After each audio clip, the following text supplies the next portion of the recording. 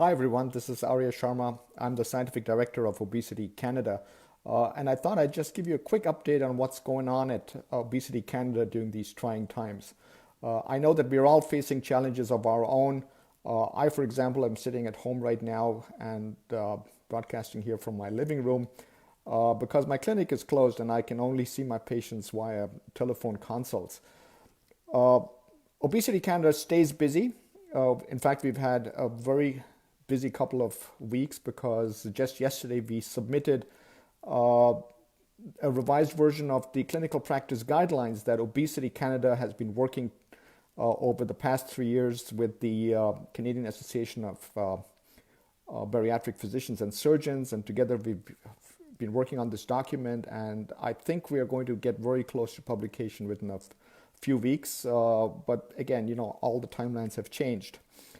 Uh, right now, Obesity Canada is also uh, very concerned about how all of this,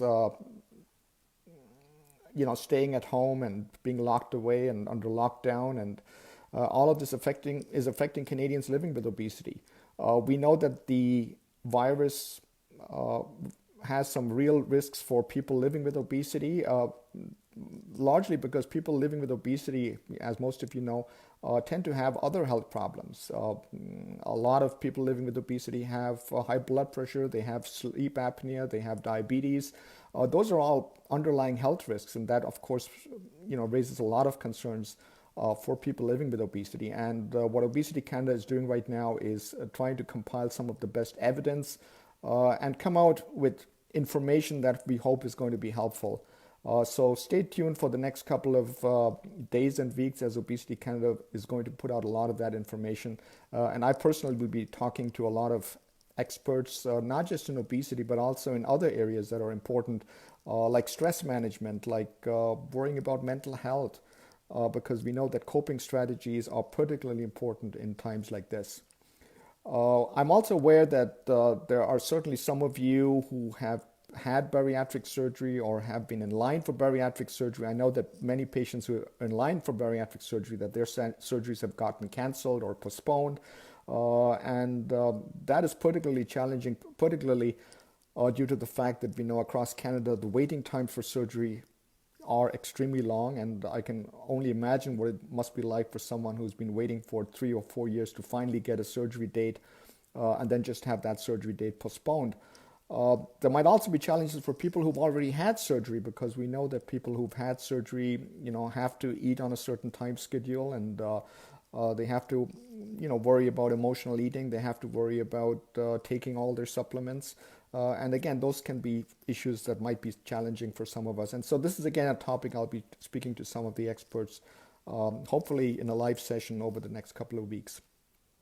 We also understand that for many of us sitting at home, simply not gaining weight can be a huge challenge. I mean, in times like this, we know that sitting at home is not just boredom, it's stress, there's anxiety, there's depression. Some of us might not be sleeping properly. Those are all important risk factors that can contribute to weight gain. So again, we will be talking to a few experts on how best to manage some of these situations. And finally, as you know, Obesity Canada has always been particularly concerned about the issue about weight bias and discrimination. We know that many people living with overweight and obesity, when they enter the healthcare system, when they meet their doctors or go to a hospital, might actually face weight bias and discrimination from health professionals. And this is again something that we are very concerned about, especially in times like these. And this is again something we will be bringing you updates on how you can address those issues if they do happen to you, and perhaps also provide some tips on how you can best avoid those kind of attitudes affecting your healthcare at this time.